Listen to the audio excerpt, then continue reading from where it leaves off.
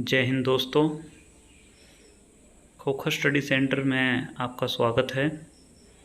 आज आपकी इंग्लिश की पहली क्लास है जिसमें आपको टेंस पढ़ाया जाएगा। टेंस आपको ऐसे डीपली नहीं पढ़ाया जाएगा। ये नहीं सोचना कि टेंस हमें तो आता नहीं था, टेंथ में नहीं आता था, और जब इंग्लिश में टेंस नहीं आता है तो हम इंग्लिश कर ही नहीं सकते हैं। नहीं, ऐसी बात नहीं है कि आपको टेंस नहीं आता तो आपको इंग्लिश नहीं आती। आपको टेंस भी इतना डीपली नहीं समझाया जाएगा कि जैसे आपको 9th 10th में पढ़ाया जाता था। बस आपको थोड़ा सा टच करवाया जाएगा, टेंस से थोड़ा सा रिवाइज करवाया जाएगा। जो इम्पोर्टेंट चीज़ हैं, आगे जो आपके काम की चीज़ हैं, केवल वो आपको बताई जाएंगी कि आपको ये चीज़ें इसके लिए बहुत ही ज़रूरी हैं। तो सुबह का टाइम है और आप अच्छा दिमाग भी, माइंड फ्रेश होगा सभी का, तो पढ़ाई पर थोड़ा ध्यान देंगे इसमें। और बात यह है कि आप सभी ने ना अपना नोट्स बना लेने हैं, खुद अपना कॉपी में साथ साथ में टाइप करना है, नोट्स बनाने हैं, लिखते रहना है, क्योंकि नोट्स आपके बहुत ही ज़रूरी। जब आप लिखेंगे तो उसमें मोस्टली चीज़ें आपको याद रहेंगी। अब ज़्यादा टाइम ख़राब नहीं करते हैं और शुरू करते हैं टेंस। टेंस होता क्या है? देखो, कोई भी समय जो होता है उसको इंग्लिश में क्या कहते हैं? टेंस कहते हैं। मोस्टली इसमें क्या होता है, 3 टाइप का समय होता है। एक तो हम वर्तमान बोलते हैं, जो हमें अभी प्रेजेंट में जी रहे हैं, जो अभी जो समय चला हुआ है उसको हम प्रेजेंट टेंस बोलते हैं। एक समय जो बीत गया है हमारा, जो हमने जी लिया है अपने जीवन का समय, उसको हम क्या बोलते हैं? उसको हम पास्ट टेंस बोलते हैं। और एक समय है आने वाला, फ्यूचर, जो हम बोलते हैं, जिसके बारे में, जिसके लिए ही हम अभी तैयारी कर रहे हैं कि हमारा फ्यूचर अच्छा हो जाए, हमारा आगे आने वाला समय ठीक हो, तो उसको हम क्या बोलेंगे? उसको हम फ्यूचर टेंस बोलेंगे। आगे हम देखेंगे इन फ्यूचर टेंस, ये जितने भी टेंस हैं तीनों, आगे इनकी फिर 4 टाइप होती हैं। Indefinite, continuous, perfect, perfect continuous. तो अभी क्या है, जैसे प्रेजेंट टेंस है तो present indefinite tense, present continuous tense, present perfect tense, present perfect continuous tense. ऐसे ही पास्ट टेंस का हो जाएगा और ऐसे ही फ्यूचर टेंस का हो जाएगा। अभी हम आगे चलते हैं और प्रेजेंट इंडेफिनेट टेंस के बारे में जानकारी लेते हैं। जैसे एग्जाम्पल से हम लेते हैं, सबसे पहले समझने की कोशिश करेंगे कि Ram goes to school. Ram school जाता है। क्या है कि डेली जाता है, डेली रूटीन का काम है। दे गो टू स्कूल, वो स्कूल जाते हैं, वे स्कूल जाते हैं। मतलब इसमें क्या है, प्लूरल। राम क्या है, सिंगुलर है, तो वर्ब के साथ में एस या ई एस लगा दिया। और दे क्या है, वे हैं, वो प्लूरल हो गए, तो उसके साथ में एस या ई एस नहीं लगेगा। प्रेजेंट इंडेफिनेट टेंस में जो याद करने की चीज़ें हैं, ध्यान रखने की चीज़ें हैं, वो हैं कि इसमें सब्जेक्ट के साथ में वर्ब फर्स्ट आता है, या वर्ब फर्स्ट के साथ में एस या ई एस आता है।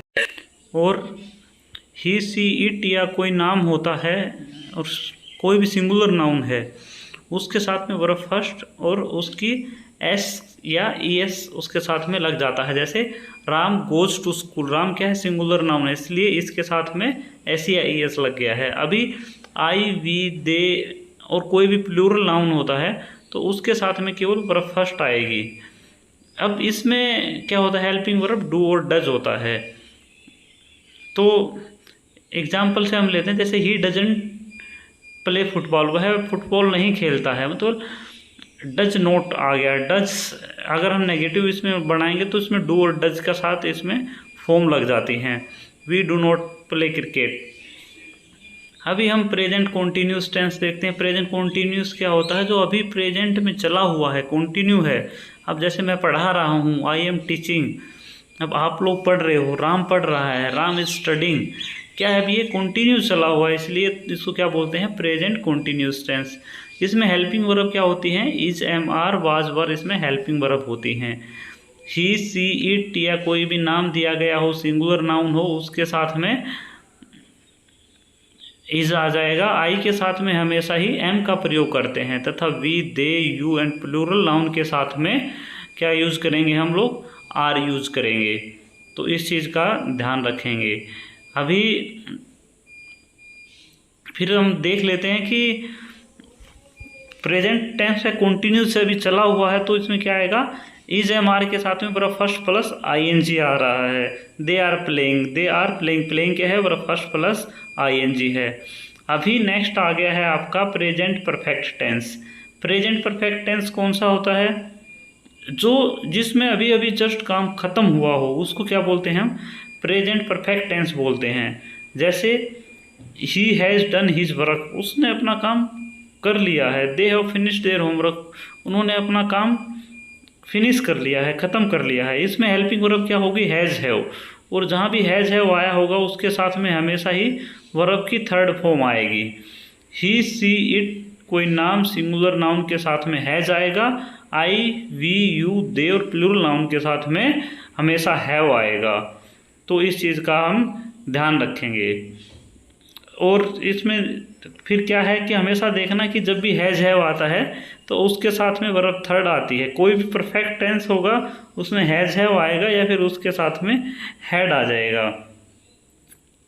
अभी हम नेक्स्ट पे चलते हैं। तो present perfect continuous tense. Present perfect continuous क्या है कि पास्ट में कोई काम शुरू हुआ था और अभी भी चला हुआ है, ठीक है। जैसे I have been living in Kolkata for 5 years, मैं पिछले 5 सालों से कलकत्ता में रह रहा हूँ। मतलब 5 साल कंप्लीट हो गए हैं और अभी भी रह ही रहा हूँ, कंटिन्यूस चला हुआ हूँ। He has been living in Calcutta since 2022, वह कलकत्ता में 2022 से क्या कर रहा, रह रहा है। हेल्पिंग वर्ब क्या होगी, हैज़ हैव हो गया, उसके साथ में बीन लग गया। तो आप लोगों को ध्यान रखना है कि जहाँ भी हैज़ हैव के साथ में बीन लग जाता है तो वर्ब फर्स्ट प्लस आईएनजी आएगा। अभी आप इसमें एक चीज़ और एक्स्ट्रा देखोगे कि सिंस भी आ गया है और फॉर भी आ गया। एक जगह सर ने सिंस लगा दिया, एक जगह फॉर लगा दिया। तो इसमें ध्यान ये चीज़ देना है कि जहाँ भी फॉर दिया गया हो, जहाँ टाइम निश्चित नहीं होगा वहाँ पर लगेगा फॉर, और जहाँ पर टाइम फिक्स दिया गया है वहाँ पर हम लगाएंगे सिंस। अब जैसे पिछले 1 वीक से मैं कहीं काम कर रहा हूँ, पिछले 1 वीक से टाइम फिक्स नहीं है ना। 1 वीक कौन सा 1 वीक कब से लगा था, पिछले कुछ दिनों से मैं काम कर रहा हूँ, 5 सालों से रह रहा हूँ। कौन से 5 सालों से, ये तो नहीं बताया है इसमें। तो इसमें क्या होगा कि 4 आ जाएगा। और जब टाइम फिक्स होगा कि मैं जनवरी से 5 जनवरी से रह रहा हूँ या 10 मार्च से कहीं रह रहा हूँ, 2022 से रह रहा हूँ, तो ये क्या हो गया, फिक्स टाइम हो गया। तो फिक्स टाइम के लिए हमेशा क्या यूज़ करेंगे सिंस को। तो अब सिंस का प्रयोग कहाँ कहाँ होता है, अभी एक बार थोड़ा सा ध्यान दे लेते हैं कि डे, जहाँ पर क्या दिया गया हो, डे दिया गया हो। डे जैसे संडे, मंडे, ट्यूसडे, वेडनेसडे, इस हिसाब से कोई भी दिन का नाम दिया गया हो तो भी सिंस का प्रयोग करेंगे। कोई भी ईयर दिया गया हो, 2005, 2022, 1947, 2042 से कंटिन्यू अभी तक कोई चीज़ चली हुई है तो उसको किस चीज़ का यूज़ करेंगे, सिंस का यूज़ करेंगे। उसके बाद मंथ दिया गया है, जनवरी, फरवरी, मार्च, 7 मार्च डेट दी गई है उसके साथ में, या कोई ओकेजन दिया गया है, होली, दिवाली, दशहरा, ईद, कोई भी आपको ओकेजन दिया गया है, या फिर आपको कोई क्लॉक मतलब टाइम दिया गया है 7 o'clock से 9 PM से 11 AM से, तो भी हम सिंस का यूज़ करेंगे। स्टेज ऑफ लाइफ दी गई है। स्टेज ऑफ लाइफ क्या होता है, जैसे बचपन से होता है, मैं बचपन से ये काम कर रहा हूँ, चाइल्डहुड से। अभी मैं जब से जवान हुआ हूँ तब से ये काम कर रहा हूँ, एडोलसेंस से। ऐसा तो नहीं है कि जब बच्चा था तो ये टाइम फिक्स था ना, जब आप बच्चे थे तो तब से ये काम कर रहे हैं। तो उसके साथ भी क्या आएगा, सिंस आ जाएगा। फिर उसके बाद आएगा पार्ट ऑफ ईच डे, जैसे मॉर्निंग होता है, लास्ट नाइट होता है, नून होता है, आफ्टरनून होता है। इनके साथ में सभी के साथ में क्या यूज़ करेंगे, हम सिंस का प्रयोग करेंगे। हैज़ हैव बीन जहाँ पे दिया गया है तो उसके साथ वर्ब फर्स्ट प्लस आईएनजी, और लास्ट में जो टाइम दिया गया है उसके साथ में सिंस या फॉर। अभी यहाँ पर हमारा क्या होता है, प्रेजेंट टेंस हो जाता है ख़त्म। अभी उसके बाद और देखते हैं अभी हम पास्ट टेंस को। पास्ट टेंस से क्या होता है कि जो भी हमारी पास्ट की जो कोई भी घटनाएं हैं, जितनी भी घटनाएं हैं पास्ट में हुई हैं, उनको हम पास्ट टेंस में लेते हैं। ये भी आपको बताया था कि 4 टाइप का होता है। तो हम शुरू करते हैं सिंपल पास्ट टेंस से, या सिंपल पास्ट टेंस को पास्ट इंडेफिनेट टेंस भी कहते हैं। जैसे एग्जाम्पल लेते हैं, I played a cricket match, मैं एक क्रिकेट मैच खेला। कब खेला, पास्ट में खेला था। या I did not go to school yesterday, मैं कल स्कूल नहीं गया था। तो पास्ट की चीज़ें होगी। इसमें एक चीज़ ध्यान देना है कि हेल्पिंग वर्ब सेकंड आएगी और डिड प्लस वर्ब फर्स्ट आएगी। कई बार क्या एग्जाम में क्या करता है, डिड के साथ में वर्ब सेकंड फॉर्म दे देता है, तो इस चीज़ को आपने ध्यान देना है, जहाँ पे डिड आया हो उसके साथ में हमेशा वर्ब फर्स्ट फॉर्म आती है। अभी इसके साथ हम देखेंगे अभी पास्ट कॉन्टिन्यूस टेंस से हम लेते हैं। तो पास्ट कॉन्टिन्यूस टेंस में क्या होगा, जो चीज़ें पास्ट में थी और वो कॉन्टिन्यूस चली हुई थी, रेगुलर वो चीज़ें चली हुई थी, उनको किस में लेंगे, पास्ट कॉन्टिन्यूस टेंस में लेंगे। जैसे ही वॉज प्लेइंग क्रिकेट, वह क्रिकेट खेल रहा था। दे वर गोइंग दिल्ली, वो दिल्ली जा रहे थे। ये सभी क्या है, पास्ट में चले हुए थे, कॉन्टिन्यूस थे जब पास्ट में थे। तो इसमें हेल्पिंग वर्ब क्या आ गया, देखो वाज और वर, इसमें हेल्पिंग वर्ब आ गया है। वाज वर के साथ में वर्ब फर्स्ट प्लस आईएनजी का प्रयोग हम करेंगे। अब वाज का प्रयोग कहाँ होता है, वर का प्रयोग कहाँ होता है। वाज का प्रयोग होता है ही सी इट, कोई भी नाम दिया गया हो, सिंगुलर नाउन हो, इनके साथ में हम वाज का प्रयोग करेंगे। तथा वर का प्रयोग कहाँ करेंगे, यू, दे, वी और प्लूरल नाउन के साथ हम किसका प्रयोग करेंगे, वर का प्रयोग करेंगे। कॉन्टिन्यूस टेंस आपका कोई भी होता है तो उसमें हमेशा ही ध्यान रखना है वर्ब फर्स्ट प्लस आईएनजी ही आता है कॉन्टिन्यूस में। तो इसी के साथ अभी हम नेक्स्ट देखते हैं past perfect tense. Past perfect tense में क्या आता है, जो चीज़ें पास्ट में ख़त्म हो चुकी हैं तो उनको हम पास्ट परफेक्ट टेंस में लेते हैं। इसमें जैसे एग्जांपल लेते हैं, they had finished their work, वो अपना काम ख़त्म कर चुके थे। मतलब उनका काम जब वो देखा गया, जब उनको नोटिस किया गया था जिस टाइम पे, उस टाइम पे उन्होंने अपना काम ख़त्म कर लिया था। इसमें हेल्पिंग वर्ब हैड ही रहेगी। क्या रहेगी दोस्तों, हैड रहेगी। हैज, हैव, हैड के साथ में हमेशा ही वर्ब की थर्ड फॉर्म का प्रयोग होता है, ध्यान रखना है ये चीज़ें। I had seen him before he stopped his car, इसमें इस टाइप का एग्जाम्पल आता है जो मैंने आपको दिया है कि उसकी कार रुकने से पहले ही मैंने उसको देख लिया था। अभी हम नेक्स्ट लेते हैं past perfect continuous tense. Past perfect continuous tense दोस्तों क्या हो गया, जो पास्ट में जो चीज़ें जब उनको नोटिस किया गया तो वो कॉन्टिन्यूस में थी, वो चली हुई थी रेगुलर उस टाइम पे भी, तो क्या हो गया, वो पास्ट कॉन्टिन्यूस टेंस में आ जाएंगी। एक एग्जांपल हम लेते हैं, जैसे I had been waiting for your reply since morning, मैं सुबह से आपके जो रिप्लाई का, आपके आंसर का इंतज़ार कर रहा था। तो इसमें क्या आ जाएगा,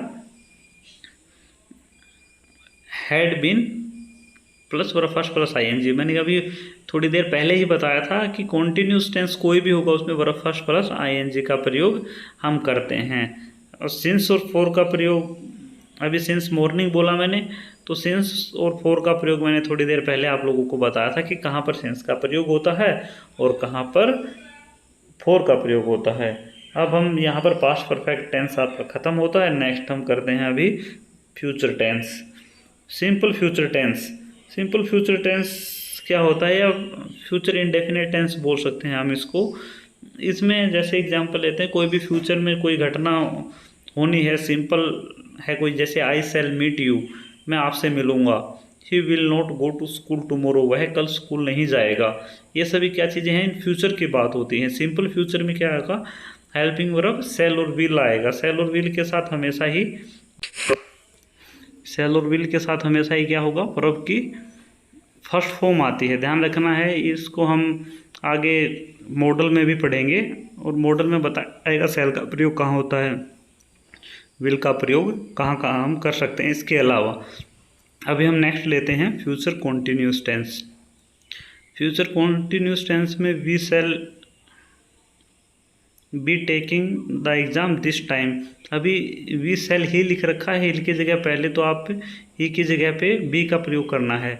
अब क्या है कि इस टाइम तक हम क्या कर रहे होंगे, हम एग्ज़ाम दे रहे होंगे, तो क्या होगा, कॉन्टिन्यूस है, पास्ट टेंस का कॉन्टिन्यूस है, तो हेल्पिंग वर्ब शैल बी और इसके साथ में वर्ब फर्स्ट प्लस आईएनजी का प्रयोग हम करेंगे।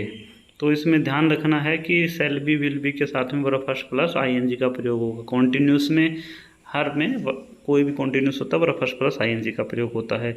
अभी हम नेक्स्ट लेते हैं फ्यूचर परफेक्ट टेंस।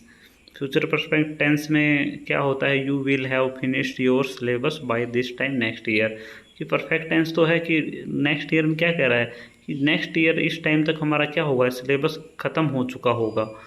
तो इसमें ध्यान रखना है कि विल हैव के साथ में क्या आता है, सेल या विल के साथ में हैव आता है, और परफेक्ट में हमेशा he have plus verb third का प्रयोग किया जाएगा। और परफेक्ट कॉन्टिन्यूस में क्या होता है, परफेक्ट कॉन्टिन्यूस में हैज हैव के साथ में बीन और plus verb first plus ING का प्रयोग होता है। अभी नेक्स्ट देखते हैं, जैसे future perfect continuous tense, he will have for playing,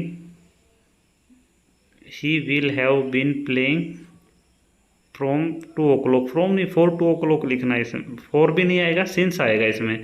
तो दोस्त ध्यान रखना है, अभी ऐसी छोटी गलतियां मेरे से हो गई है, ठीक है, टाइपिंग में गलती हो गई है, आप लोगों को ध्यान रखना है इसमें। He will have been playing since 2 o'clock आएगा, क्योंकि सिंस 2 o'clock क्या है, फिक्स टाइम है कि वो 2 बजे से खेल रहा है, अभी 2 बजे से खेलना उसने शुरू किया है। हेल्पिंग वर्ब क्या होगी फ्यूचर परफेक्ट कॉन्टिन्यूस में, विल और सेल के साथ में वर्ब फर्स्ट प्लस आईएनजी आएगा। अभी यहाँ पर आपका क्या होता है, टेंस ख़त्म हो जाते हैं। अभी टेंस के क्या करते हैं, हम एक बार क्विक रिवीजन करेंगे कि किस किस टेंस में कौन से वर्ब आती है।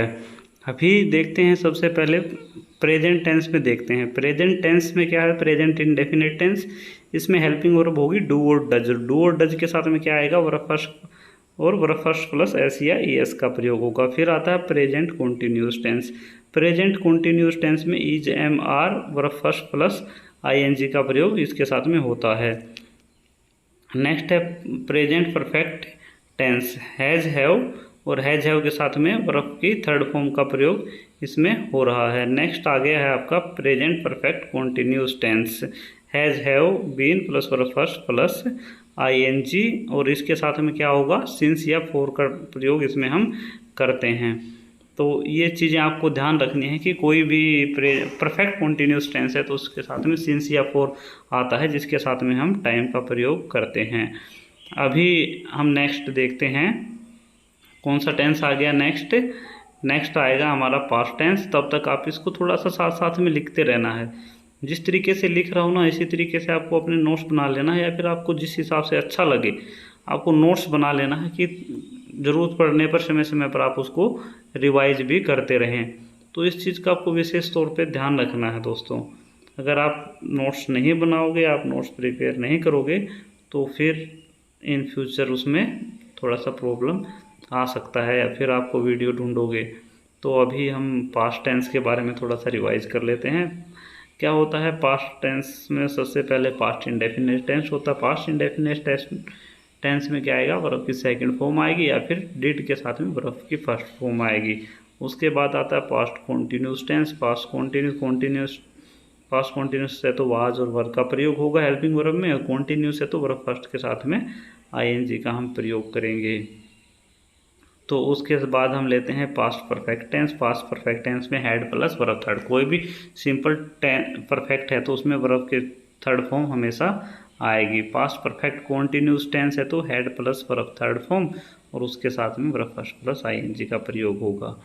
इसके बाद दोस्तों हम आते हैं, लास्ट है आपका ये अंतिम फ्यूचर टेंस। फ्यूचर टेंस में क्या होगा, फ्यूचर इंडेफिनिट टेंस, सेल और विल का प्रयोग हम करेंगे। सेल विल के साथ में वर्ब फर्स्ट आएगा इंडेफिनिट टेंस में। Future continuous tense, future continuous tense में सेल विल के साथ में be plus verb first plus ING का प्रयोग होगा। इसके बाद आएगा future perfect tense. Future perfect tense में सेल विल के साथ में हैव प्लस वर्ब थर्ड का प्रयोग हम करेंगे। अभी आता है future perfect continuous tense. Future perfect continuous tense में सेल विल, इसके साथ में हैव बीन आ जाएगा, हैव आ जाएगा, हैव के साथ में बीन ऐड हो जाएगा, और इसके बाद वर्ब फर्स्ट प्लस आईएनजी प्रयोग होगा। और दोस्तों अभी यहाँ पर आपका क्या होता है, टेंस ख़त्म हो जाता है। मोटा मोटा मैंने आपको करवाया है, जो कि एग्ज़ाम के लिहाज से आपको ज़रूरी पड़ेगा। आगे जो भी रूल वगैरह आएंगे उनमें बहुत ही ज़रूरी पड़ेगा। अभी हम शुरू करते हैं एडीएम फ्रेजेज। आपको 10 एडीएम फ्रेजेज करवाऊँगा मैं, और इनको डेली के 10 मैं करवाऊँगा। आपको ध्यान रखना है, याद रखना है, और एडीएम फ्रेजेज के लिए आपको अलग से नोट्स आपको बनाने होंगे, नहीं तो फिर एक साथ बनाओगे तो ग्रामर में और वोकैबुलरी में थोड़ा सा आपको प्रॉब्लम आएगा याद करने में। चलो तो दोस्तों हम शुरू करते हैं ADM phrases. Number 1 ADM phrases है पहला हमारा जो हम लेते हैं, ऑन क्लाउड 9। क्या होता है कि ऑन क्लाउड 9 कि 9वें आसमान पर होना, 9 नौवें आसमान पर कौन होता है कि जब हम कब होते हैं, वेरी हैप्पी, जब हम बहुत खुश होते हैं। तो ऑन क्लाउड 9 का मतलब होता है वेरी हैप्पी। एग्जाम्पल से हम समझेंगे, I was on cloud 9 once I had completed it. जब मैंने इसको कंप्लीट कर दिया तो मैं क्या था, नौवें आसमान पर था। नौवें आसमान पर था, इसका मतलब कि मैं बहुत ज़्यादा खुश था। जब मैंने ये वीडियो कंप्लीट हो, जब मेरी हो जाएगी तो उसके बाद क्या होगा, मुझे खुशी होगी क्योंकि मेरी ये पहली वीडियो है। तो आई मैं क्या हो जाऊंगा, मैं नौवें आसमान पर ऑन क्लाउड 9 पे हो जाऊंगा। अब सेकंड हम लेते हैं be in two minds. Be in two minds means दो दिमाग में होना, दिमाग में दो चीज़ें होना। कन्फ्यूज़न में जब आप होते हो कि ये काम मैंने करना है नहीं करना है, ऐसे करूं या ना करूं, कोई भी चीज़ में जब आप कन्फ्यूज़न में होते हो, क्या होता है, बी इन टू माइंड्स होता है। Be unable to decide between alternative, कि कोई दो सिचुएशन है या आपको दो कोई अच्छी चीज़ें मिलती हैं। आपको ये लगा लो कि एक छोटा सा एग्जांपल ले लो कि आपके सामने दो लड़की हैं अच्छी अच्छी, आपको कोई एक चूज़ करनी है। जब आप किसी भी एक को चूज़ करने के लिए आप कंफ्यूज रहते हैं, इसको चूज़ करूँ या इसको चूज़ करूँ, तो क्या होता है, तो आप बी इन टू माइंड्स होते हैं। तो एग्जांपल हम लेते हैं, जैसे I am in two minds whether to go back. जब मैं वापस गया तो मैं दो दिमाग में था, मेरे दो दिमाग चल रहे थे उस टाइम पे। नेक्स्ट है दोस्तों 3 नंबर है put by. Put by meaning होता है to save an amount of money to use later. Put by की क्या होता है कि हम कुछ रख लेते हैं ना अपने लिए, कि क्यों रखते हैं, क्योंकि हम उसको क्या कर सकते हैं आगे इन फ्यूचर में उसको यूज़ करने के लिए कुछ पैसे रख लेते हैं, उसको हम बोलते हैं पुट बाई। अपने सेविंग कर लेना कि ये फ्यूचर में काम आ जाएगी। हम एग्जांपल से समझेंगे इसको। I try to put by a few pounds every week. मैं प्रत्येक वीक कुछ पाउंड अपने लिए सेव करता हूँ। नेक्स्ट है 4 नंबर पे to call in a day, to stop work और अनदर एक्टिविटी। मतलब जब हम थक जाते हैं ना तो हम क्या करते हैं, हम बोलते हैं कि छोड़ यार काम बहुत हो गया, इसको बाद में देखेंगे। तो क्या होता है, वो to call in a day होता है कि थक हार के हम उस काम को रोक देते हैं, वो या कोई भी एक्टिविटी हम रोक देते हैं कि बाद में करेंगे। एग्जाम्पल है इसका, आई am not done yet, I can't call it a day. मैं अभी ये काम पूरा नहीं हुआ है और मैं इसको कल के लिए नहीं छोड़ सकता। I need to work more for couple of hours. मुझे कुछ समय और चाहिए काम करने के लिए। तो इसको हम बोलेंगे I am not done yet, I can't it a day, I need to work more couple of day. अभी नेक्स्ट 5वां आता है मेक अमेंड्स फॉर। मतलब अमेंडमेंट, इसमें हम कीवर्ड ढूंढते हैं अमेंडमेंट। अमेंडमेंट क्या होता है, जब आप किसी चीज़ को सुधारते हो। सुधारते कब हो, जब उसमें आपको पता चलता है कि ये चीज़ गलत है, तो तभी तो आप उसको सुधारते हो। तो इसमें हम क्या लेंगे कि कन्फेस करना, सुधारना। एग्जाम्पल लेते हैं, I will make amends for my behaviour. मैं अपने बिहेवियर के लिए कन्फेस करता हूँ, मानता हूँ कि मैंने ये गलती की है। 6 नंबर पे लेते हैं late me high and dry. Late me high and dry का मीनिंग क्या हो गया कि मुझे किसी को मुसीबत के समय में अकेला छोड़ देते हैं। तो क्या होता है, let high and dry. Example लेते हैं, he left me high and dry in the party. उसने मुझे पार्टी में अकेला छोड़ दिया। मुसीबत के समय पार्टी में उसने मुझे अकेला छोड़ के वो वापस आ गई। He left me high and dry and come back from the party.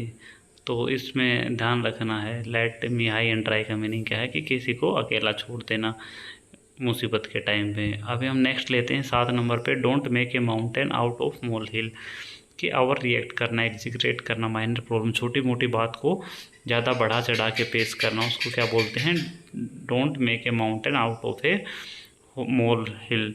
अभी हम नेक्स्ट लेते हैं split the beans. Split the beans का मतलब है रिवील द सीक्रेट इन्फॉर्मेशन। किसी के सीक्रेट इन्फॉर्मेशन क्या कर देना, उजागर कर देना, उसको क्या बोलेंगे, रिवील द सीक्रेट इन्फॉर्मेशन को स्प्लिट द बिन्स। एग्जाम्पल हम लेते हैं इसका कि if I spell the beans will you promise not to tell anyone else. अगर मैं आपको कोई सीक्रेट बताता हूँ तो इसका आप किसी के सामने किसी को बताओगे नहीं, इस चीज़ का प्रॉमिस करो। तो ये भी नेक्स्ट आ गया आपका 9th, snake in the grass. Snake in the grass क्या होता है? ग्रास क्या होता है? हरा होता है, स्नेक भी उसी के टाइप का। अगर घास में आप छुपा हुआ है तो उसको हम पता नहीं लगा सकते, दिखाई नहीं देता है इजीली। तो स्नेक इन द ग्रास का मतलब है ये डिसीटफुल और ट्रीचेरियस पर्सन। ट्रीचेरियस पर्सन क्या होता है? नमक हराम हम जिसको बोलते हैं उसको बोलते हैं ट्रीचेरियस पर्सन। अभी इसका he is a snake in the grass because he sold his best friend down the river. अभी नेक्स्ट आ गया 10th, और ये हमारा अंतिम भी आज का हो गया इडियम फ्रेजेस का। लास्ट है मेक बिलीव।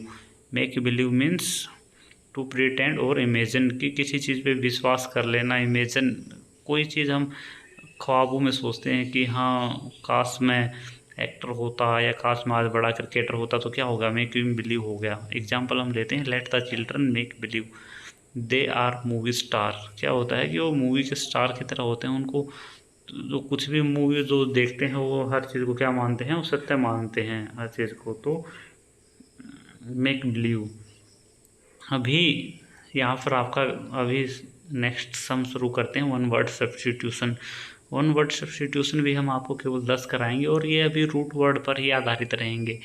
रूट वर्ड्स क्या होते हैं कि किसी एक मेन वर्ड होता है, रूट वर्ड होता है, उसके आगे हम कुछ जोड़ देते हैं और उन्हीं से हम वर्ड आगे बनाते रहते हैं। अब जैसे क्या करेंसी से रिलेटेड हम पढ़ेंगे, जहाँ भी जिस वर्ड के में करेंसी हमें मिलेगा वो गवर्नमेंट से रिलेटेड मिलेगा या फिर वो सिस्टम से संबंधित मिलेगा। पहला हमारा जैसे आता है एल्बोक्रेसी। एल्बोक्रेसी में क्रेसी हमारा रूट वर्ड है और एल्बो इसमें ऐड किया गया है। एल्बो होता है वाइट पीपल जो होते हैं उनकी जो गवर्नमेंट जिस टाइम पे चलती थी यूरोपियन कंट्री में, उसको हम क्या बोलते थे? एल्बोक्रेसी बोलते थे। मतलब government by white people specially European, तो उसको हम क्या बोलेंगे? एल्बोक्रेसी। एल्बो ध्यान रखना है कि वैसे तो काली होती है, काली का उल्टा हमारी कोनी क्या होती है? कोनी काली होती है। कोनी क्या, कोने में देखोगे, एल्बो में देखोगे तो मोस्टली लोगों की ब्लैक मिलेगी। तो इसका अपोजिट हमने कर देना है, क्या हो गया? वाइट लोगो। क्रेसी का मीनिंग आपको याद ही है कि क्रेसी क्या होता है? कोई गवर्नमेंट होती है, तो गवर्नमेंट किनकी? वाइट लोगों की गवर्नमेंट को क्या बोलेंगे? एल्बोक्रेसी। नेक्स्ट आता है एंड्रोक्रेसी। इसमें रूट वर्ड क्रेसी है हमारा, और इसके बाद आ गया एंड्रो। एंड्रो क्या होता है? एंड्रो मेल से रिलेटेड होता है, जो आदमी होते हैं उनसे रिलेटेड होता है। क्रेसी गवर्नमेंट ए सोशल सिस्टम रूल्ड और डोमिनेटेड बाय मैन। कोई भी जो शासन है, सोशल सिस्टम है जिसमें मानव की प्रधानता होती है, आदमी की प्रधानता होती है, उसको क्या बोलेंगे हम? एंड्रोक्रेसी बोलेंगे। 3 पे आता है एनार्ची। एनार्ची होता है, इसका मीनिंग नो गवर्नमेंट होता है, एब्सेंस ऑफ गवर्नमेंट होता है। अनार्चिस्ट आपने सुना होगा मोस्टली। अनार्चिस्ट क्या होता है कि वो गवर्नमेंट के विरुद्ध होते हैं, अपोजिट होते हैं, वो गवर्नमेंट को नहीं मानने वाले होते हैं। तो उनको कोई भी गवर्नमेंट हो उनको उससे नफरत होती है। तो हर गवर्नमेंट के खिलाफ होते हैं, रूल रेगुलेशन के खिलाफ होते हैं, उनको अनार्चिस्ट बोलते हैं। तो अब्सेंस ऑफ गवर्नमेंट को हम बोलेंगे एनार्ची, जो गवर्नमेंट की अब्सेंस होती है। नंबर 4 पे आता है अरिस्टोक्रेसी। इसमें अरिस्टो वर्ड अलग होगा, क्रेसी अलग होगा। अरिस्टो क्या होता है? अरिस्टो होता है प्रिविलेज रूलिंग क्लास, जो मतलब अपने आप को ज़्यादा, जो अमीर क्लास की फैमिलियाँ होती हैं या परिवार होते हैं उनके द्वारा, या फिर हाई स्टैंडर्ड के जो लोग होते हैं उनके द्वारा जो गवर्नमेंट चलाई जाती है उनको क्या बोलते हैं? अरिस्टोक्रेसी बोलते हैं। Government which is run by small privilege ruling class people is called aristocracy. तो ध्यान रखना है, जो भी अमीर लोग होते हैं उनके द्वारा जो भी गवर्नमेंट चलाए जाते हैं उसको क्या बोलते हैं? अरिस्टोक्रेसी हम बोलते हैं। अभी नेक्स्ट लेते हैं हम 5 नंबर पे आ गए हैं अर्थमोक्रेसी। अर्थमो क्या होता है कि अर्थमेटिकल आपने सुना होगा। अर्थमेटिकल मतलब न्यूमेरिकल, और क्रेसी मतलब गवर्नमेंट, जिसका न्यूमेरिकल मेजोरिटी होता है, जिसका गवर्नमेंट में मेजोरिटी होती है, वहाँ के जिसमें न्यूमेरिकल मेजोरिटी, जहाँ पे आदमियों की जिसकी ज़्यादा मेजोरिटी होती है, उसी ग्रुप का जो शासन होता है उसको बोलते हैं अरिथमोक्रेसी। तो ध्यान रखना, अर्थ मतलब अर्थमेटिकल, न्यूमेरिकल। नेक्स्ट आता है आपका 6 नंबर पे ऑटोक्रेसी। ऑटो मीन्स एक आदमी अकेला, ऑटो मीन्स एक, और क्रेसी मीन्स गवर्नमेंट, मतलब जिस गवर्नमेंट में एक आदमी के होल्ड हो, पूरा पावर एक ही आदमी के उसमें हो, तो government of one person who held all power, एक ही व्यक्ति जो सारे के सारे अधिकार जितनी भी पावर है वो अपने पास रखता है, उसको हम क्या बोलेंगे, ऑटोक्रेसी बोलेंगे। ऑटो इसमें वर्ड हो गया और क्रेसी इसमें वर्ड रूट हो गया। नेक्स्ट लेते हैं ब्यूरोक्रेसी। ब्यूरोक्रेसी में bureau plus cracy, cracy root word है ही आपका गवर्नमेंट, और ब्यूरो मतलब अफसरशाही।